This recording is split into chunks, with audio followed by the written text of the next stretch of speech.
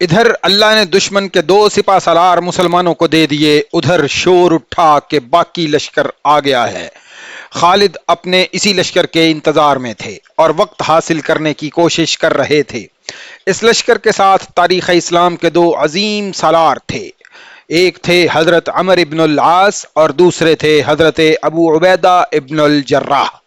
خالد نے ذرا سا بھی وقت ضائع کیے بغیر اپنی فوج کو جنگی ترتیب میں کیا اور 4000 جانباز سواروں کے دستے طلیعہ کو اپنی کمان میں رکھا اور حملے کا حکم دے دیا۔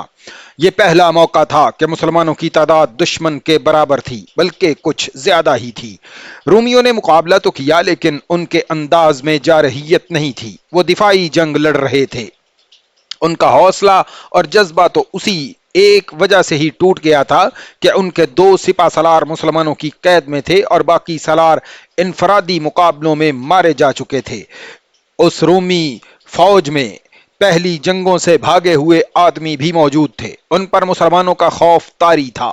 انہوں نے مسلمانوں کو قہر اور غضب سے لڑتے اور اپنے ساتھیوں کو کٹتے دیکھا تھا۔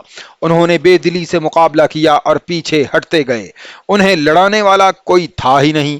مسلمانوں نے انہیں پسپائی سے روکنے کے لیے ان کے عقب میں جانے کی کوشش کی، لیکن پیچھے درختوں سے اٹی ہوئی وادی تھی جس میں وہ غائب ہوتے جا رہے تھے۔ ان کی پیٹھ کے پیچھے دمشق تھا جو قلعہ بند شہر تھا، فاصلہ صرف 12 میل تھا۔ یہ رومیوں کے لیے ایک کشش تھی، پناہ قریب ہی تھی، چنانچہ وہ فردن فردن درختوں کے جھنڈوں میں سے گزرتے دمشق کی طرف بھاگ رہے تھے۔ رومی ایسی بری طرح مسلمانوں کے ہاتھوں ہلاک ہو رہے تھے کہ میدان جنگ ان کی لاشوں اور تڑپتے ہوئے زخمیوں سے اٹ گیا۔ دوڑتے گھوڑے اور پیادے انہیں کچل رہے تھے۔ رومیوں نے اپنے پہلوؤں کے دستوں کو عام پسپائی کے لیے کہہ دیا۔ مسلمانوں نے تعقب نہ کیا کیونکہ خالد اپنی نفری کو بچانا چاہتے تھے، وہ بڑے کوچ کے تھکے ہوئے بھی تھے۔ بچے کھچے رومی دمشق پہنچ گئے اور شہر میں پناہ لے لی۔ مسلمانوں نے مال غنیمت اکٹھا کیا، عورتوں نے زخمیوں کو اٹھایا اور انہیں مرہم پٹی کے لیے پیچھے لے گئیں۔ شہیدوں کی لاشیں ایک جگہ رکھ کر جنازہ پڑھا گیا اور انہیں الگ الگ قبروں میں دفن کیا گیا۔ خالد نے رات وہیں گزارنے کا حکم دیا اور تمام سالاروں کو اپنے پاس بلایا اور انہیں بتایا کہ دمشق کے محاصرے کو کامیاب کرنے کے لیے ضروری ہوگا کہ دمشق کی طرف آنے والے تمام راستوں کی ناکہ بندی کر دی جائے تاکہ دشمن اپنے دمشق کے دستوں کو کمک اور رسد نہ پہنچا سکے۔ خالد نے فحل کے قلعے کے قریب پہلے ہی ایک گھڑ سوار دستہ چھوڑ دیا تھا، وہاں سے امداد آنے کی توقع تھی۔ خالد نے 2 گھڑ سوار دستے 2 اور مقامات پر بھیج دیے، ان کے لیے حکم تھا کہ ان راستوں سے کمک آئے تو اس پر حملہ کریں۔ یہ 20 جمادی الاخر 13 ہجری تھی۔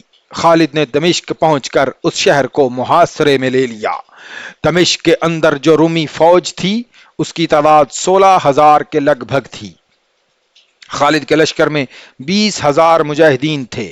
شہیدوں اور شدید زخمیوں کی وجہ سے تعداد اتنی کم رہ گئی تھی۔ کچھ دستے مختلف مقامات پر رومیوں کی کمک کو روکنے کے لیے بھیج دیے گئے تھے۔ یہ وجہ تھی کہ مجاہدین کی تعداد 20,000 رہ گئی تھی۔ دمشق بڑا شہر تھا، اس کے 6 دروازے تھے اور ہر دروازے کا نام تھا: باب الشرق، باب توما، باب حابیہ، باب فرادیس، باب کیسان اور باب صغیر۔ خالد نے ہر دروازے کے سامنے 2-2 3-3 ہزار نفری کے دستے کھڑے کر دیے۔ ہر دروازے کے لیے ایک سالار مقرر کیا: رافع بن عمیرہ، عمر بن العاص، شرجیل بن حسنہ، حضرت ابو عبیدہ اور یزید بن ابی سفیان۔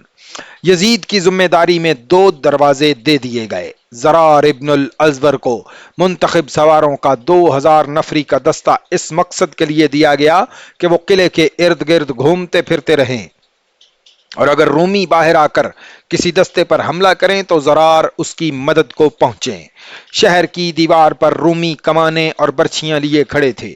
ان میں دوسرے سالاروں کے علاوہ دمشق کے دفاع کا ذمہ دار سالار توما بھی تھا جو شہنشاہ ہرقل کا داماد بھی تھا۔ خالد نے حکم دیا کہ رومیوں کے دونوں قیدی سالاروں عزازیز اور قلوس کو آگے لایا جائے۔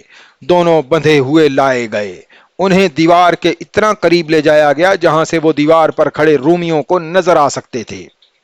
کیا تم دونوں اسلام قبول کرو گے؟ خالد نے دونوں سے بلند آواز میں پوچھا۔ نہیں، دونوں نے اکٹھے جواب دیا۔ خالد نے زرار ابن الازور کو آگے بلایا اور کہا، انہیں ان کے انجام تک پہنچا دو۔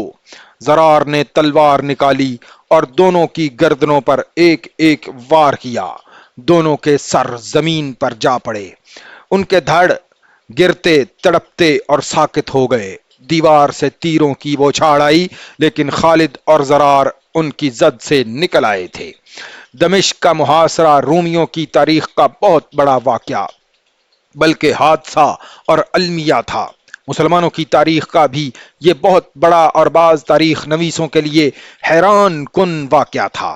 حیران کن تو رومیوں کے لیے بھی تھا، کیونکہ روم کی فوج اس دور کی بہترین فوج اور ناقابل تسخیر جنگی طاقت تسلیم کی جاتی تھی۔ رومی فوج تباہی کا دوسرا نام تھا۔ اس فوج نے ہر میدان میں فتح پائی۔ کسریٰ کی فوج بھی اس سے کم نہ تھی، لیکن رومی فوج نے اسے بھی شکست دے کر الگ بٹھا دیا تھا۔ اتنی دور سے آئے ہوئے اور اتنے تھوڑے سے مسلمان اسی رومی فوج کو شکست پہ شکست دیے چلے جا رہے تھے، اور انہوں نے دمشق کو محاصرے میں لے لیا تھا، جو رومیوں کا بڑا ہی اہم اور قیمتی شہر تھا۔ قیصر روم نے تو کبھی سوچا بھی نہ تھا کہ دنیا کی کوئی طاقت اس کی بہترین اور دہشت ناک فوج کو اس مقام پر لے آئے گی کہ اس کے لیے رومیوں کی روایات اور وقار کا تحفظ محال ہو جائے گا۔ مسلمانوں کے لیے بھی شام میں فاتحانہ داخلہ اور دمشق کا محاصرہ بہت بڑا واقعہ تھا۔ ایک تو نفری دشمن کے مقابلے میں بہت تھوڑی تھی، جو زخمیوں اور شہیدوں کی وجہ سے کم ہی کم ہوتی چلی جا رہی تھی۔ دوسرے، اپنے وطن سے دوری، پسپائی کی صورت میں ان کے لیے کوئی پناہ نہیں تھی۔ اس صورت میں انہیں کھانے پینے کو بھی کچھ نہیں مل سکتا تھا۔ مختلف ادوار کے جنگی مبصروں اور وقائع نگاروں نے لکھا ہے کہ خالد کے لشکر نے، جس کی نفری ہمیشہ خطرناک حد تک کم رہی ہے، تاریخ نویسوں کو حیرت میں ڈال دیا ہے۔